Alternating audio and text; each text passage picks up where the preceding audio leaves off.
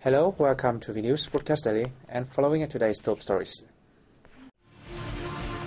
Vietnamese leaders praised the visit by the President of Panama as an important milestone in the two countries' relations. The fourth ASEAN Labour and Employment Ministers' Conference reaffirms political commitments to policies for sustainable jobs. The export of agroforestry and aquatic products earns Vietnam $22.5 billion over 10 months, up 9.5% year-on-year.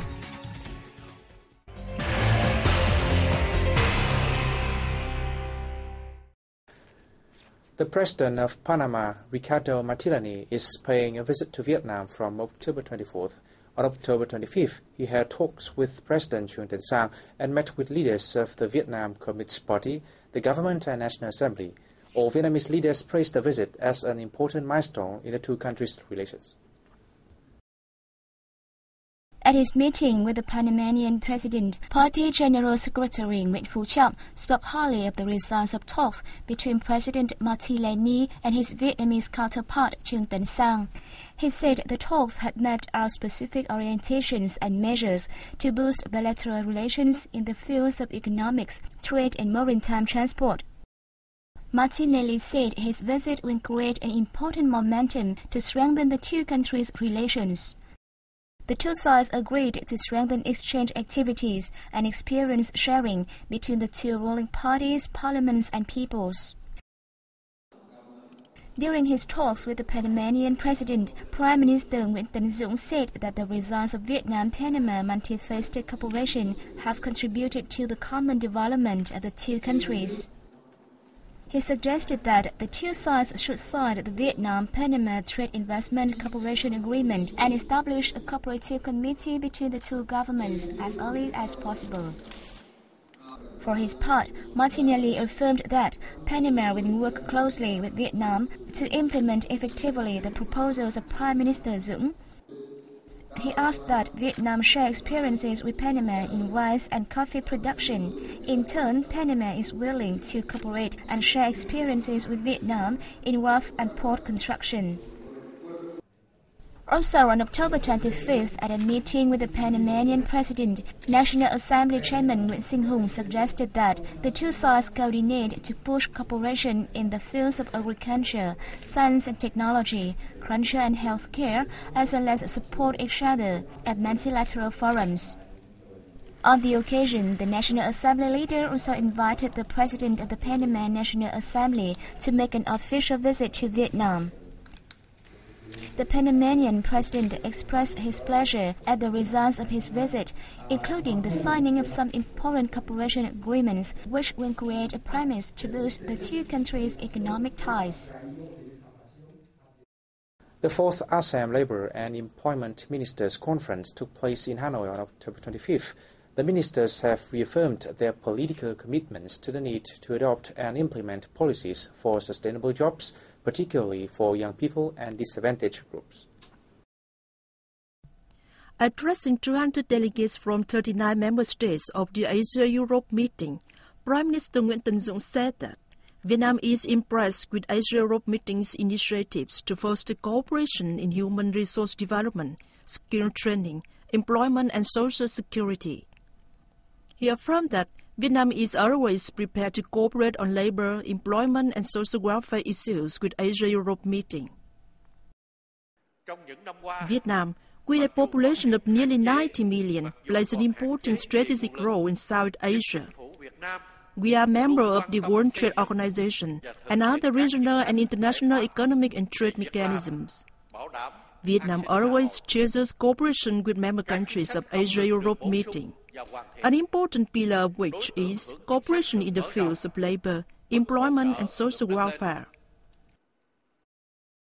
The Prime Minister suggested that, in the future, Asia-Europe meetings should focus cooperation on policy building to help member countries complete their legal system on labor and social protection. At the end of the day, the conference adopted the Hanoi Declaration, stressing the need for social security policies suitable for each country's priorities and conditions, enhance labor safety and hygiene, and the improvement of corporate social responsibilities. The spokesperson of Vietnam's Foreign Ministry has expressed a hope that ASEAN and China can soon start official negotiations on the code of conduct of parties in the East Sea. He said the COC will contribute to maintaining peace, stability, cooperation and development in the region.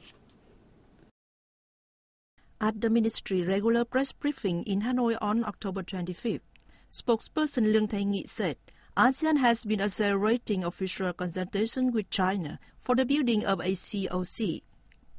He added that ASEAN had completed fundamental documents on COC elements which were approved by ASEAN foreign ministers in July. Nghi said Indonesia's draft mentions more specific and detailed contents of the elements, and ASEAN countries will continue to discuss these contents. At a press briefing, the spokesperson also announced that Russian Prime Minister Dmitry Medvedev will visit Vietnam on November 6 and 7.